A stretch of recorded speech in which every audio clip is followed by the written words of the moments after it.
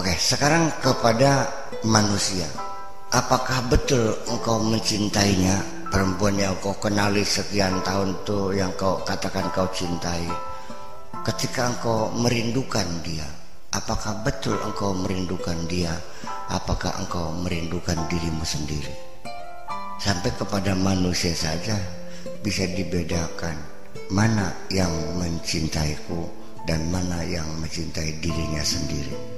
Seorang pemuda yang terbayang-bayang akan kekasihnya, itu bukan karena dia mencintainya, dia mencintai dirinya sendiri untuk melepas rindu.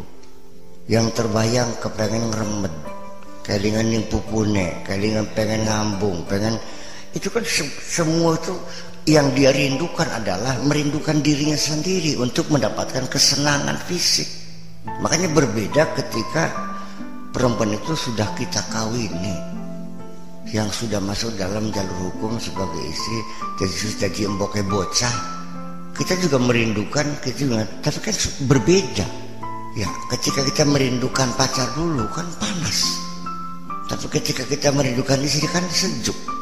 Kan yang bikin bisa membedakan nggak? Ini kan persoalan kita kadang-kadang tidak pernah membedakan semacam itu. Nah, orang kelingan buka masih kelingan. Iya, jadi ya makanya itulah cinta sebelum kawin itu namanya bukan mawaddah, namanya gharam.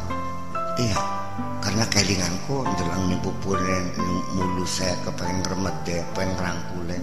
Anda didorong oleh kebutuhan biologis Anda untuk melampiaskan nafsu birahinya. Paham kan?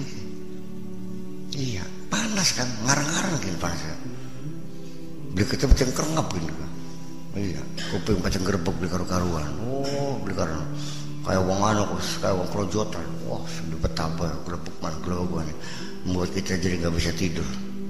Ya, tetapi ketika kita berpisah dari istri, kita lagi bisnis di luar negeri atau ke kota lain, 3 hari ketemu istri, halo ma, apa kabar, sehat ma, anak-anak gimana, udah makan belum awalnya, udah ajakin udah tidur, udah baik-baik ya, jaga baik-baik ya. Ungkapan sederhana itu ada satu kesejukan dalam diri kita. Paham begini sih? Anda merasakan nggak semacam itu? Yang sudah membumpas atau tidak sih mah? Orang mikirin nggak ngerti mah. Ya ini kan jadi jiwa yang kasar kan, artinya kan baik, tidak pernah menghayati. Nah makanya kita kembali, sesungguhnya kita diberi waktu timetable oleh Allah itu untuk menelpon, untuk berkomunikasi Allah, untuk menanyakan, sekedar melapor, ketemu sehari itu 5 kali pernah. Jadi komunikasi yang frekuensinya yang di padat sekali, 5 kali kan cukup tuh. Itu makanya yang penting kita, adakah kemesraan kita ketika Allahu Akbar? Punten saja ya, adakah Anda merasa kemesraan ketika berdiri di atas sajadah menghadap Allah? Inni wajhatu wajhiya lillazi fatara samawati wal. Ketika kita membaca Fatihah, ketika sedang ruku, apa yang terjadi dalam diri kita? Ya ternyata tidak lebih seperti orang berolahraga kok. Kayak orang lagi taiso kan? Apa taiso kok? Ya taiso. Saya orang Jepang taiso. Iya. Setelah selesai assalamualaikum, empuk.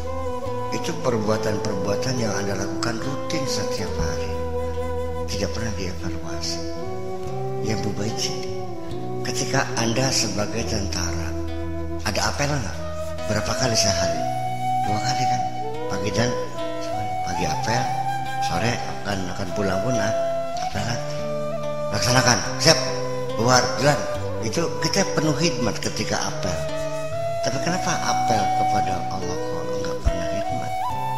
Ketika apel kepada pacar, kita pakai baju yang paling bagus, sekali lagi sambil ada mampu kecok di PD dorong dingin, iya, kumisnya dicukur dingin dalam buatan kurang rapi, iya bener kan? Iya enggak? Bocahnya pada pupuran dingin pengen nunggu nih lagi kan, dengan pacarnya mau datang, merasakannya semacam itu. kita menghadap Allah kok kayaknya kayak gara penemuan bujang baik kan, cawer juga. Ya ini satu persoalan. Dan Allah mengisyaratkan banyak dalam Al-Quran gitu. Khudzu zinatakum 'inda kulli masjid, persiapkan dirimu dengan yang indah-indah ketika mau bersujud kepada Allah. Khudzu kalimatnya mungkin nggak mendasar nggak disiap ya. Khudzu juku tasira kabeh zinatakum in perhiasan sira inda kulli masjidin, nalikane ada pada setiap masjid di perhiasan. Artinya kan pakai baju yang layak, tempat yang layak, dikondisikan semuanya sehingga ada satu kemesraan kan begitu. Anda melakukan nggak semacam itu kan? Ya itulah bahwa komunikasi kita dengan Allah kan seburuk itu. Ya seburuk itu kan. Jadi kita menemui Allah itu seperti menemui pengemis saja kok. Sing disebut receh. Saya kaget mana terus beres dari cering ning batok kata wis sewun ya wis lawan tutup ceger mana ganggu kita bae sih mah karena turu dagdog ternyata mau ke ini kan terjadi. Dan kita sering kali juga menghadap setengah hati ya beli yang bisa kenapa sih satu pertanyaan, kenapa ketika engkau dipanggil beli yang lamun sira demenan ira Kang Duranaga Kang itu kadangan bagi tak kuntika kukang semangat beli. Nah kenapa ketika Allah yang memanggil kamu gak semangat, kelakat gitu beli yang bongkarannya, ada keterpaksaan, kecerek mana? Wis peragat wudhu ke, kok gak wudhu dingin peragat ngopi dingin. Ya itu sehari-hari kita seperti itu.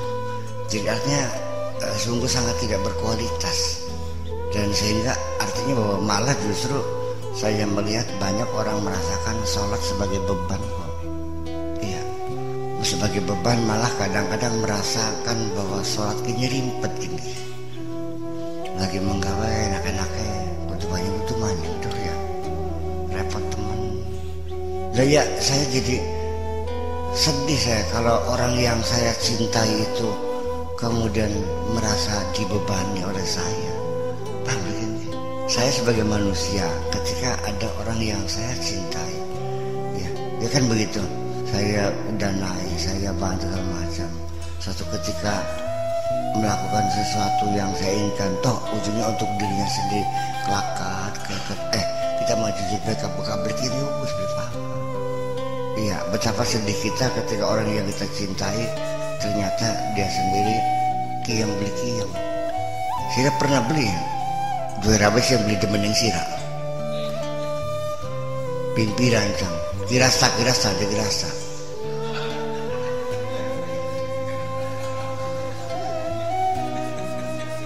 Jadi artinya kan gini, kita sudah kerja siang malam untuk membahagiakan istri, ternyata istri yang kita cintai nggak pernah mencintai kita kok. Ngadang lengere baik. Kang di kapan makat kerjanya engkau jam sana yakin besilah yakin gak tujuan apa sih ya barangnya mah ya melayani kita juga suka tidak suka ya keterpaksaan. Pada saat kita mengharapkan cintanya, bayangkan ditinggal merem bari surajur baik. Wis aja wis gak ya wis tidak berkualitas begitu.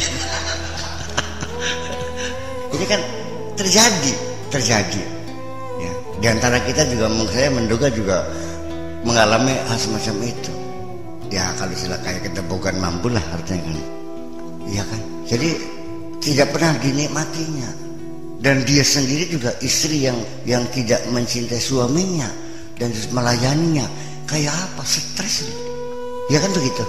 Nah makanya saya aneh ada orang yang beragama, menjalani agama kok bisa stres sih. Ya sama kasusnya seperti itu, karena semua kegiatannya, aktivitasnya semuanya dibangun tidak berdasarkan cinta. Maka di sini saya menyatakan bahwa sebagai dasar yang paling kokoh membangun hubungan kita adalah karena cinta. Karena masing-masing ketika berbuat apapun adalah pengorbanan yang sesungguhnya kita tidak pernah untuk menyenang diri sendiri, tapi untuk menyenangkan orang yang kita cintai itu. Nah ini makanya ya bolak-balik pertanyaan kembali lagi, kenapa engkau sampai saat ini belum juga tumbuh rasa cinta itu? Kenapa? Jawaban